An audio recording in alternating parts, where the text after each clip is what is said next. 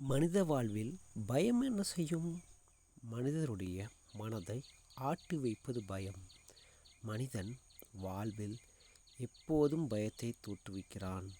அனைவரும் வாழ்வில் ஒரு வழியை தேர்ந்தெடுப்பர். அந்த செயல் கூட மனபயத்தின் அறிகுறியே ஆகும்.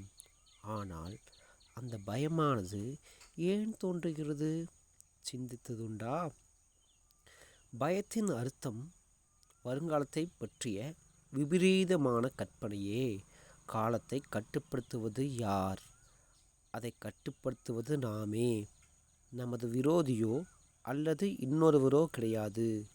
காலமானது இறைவன் ஆணைப்படி நடப்பதல்லவா?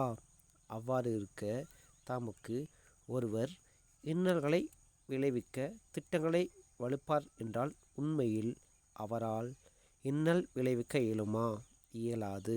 ஆனால் பயம் கொண்ட ஒரு இதயமானது பெரும் ஆபத்தை விளைவிக்க வல்லது. இது சத்தியம் அல்லவா? விபரீத வேளையில் பயம் கொண்ட மனது தவறான முடிவை எடுக்கிறது. விபரீதத்தை அது மேலும் வினையாக்குகிறது. ஆனால் நம்பிக்கை கொண்ட மனமானது விபரீத வேளையும் மிக இலகுவாக வென்று காட்டி வல்லது.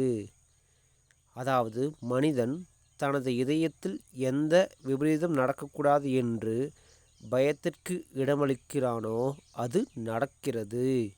இது உண்மை அல்லவா? சிந்தித்து செயலாற்றுங்கள்.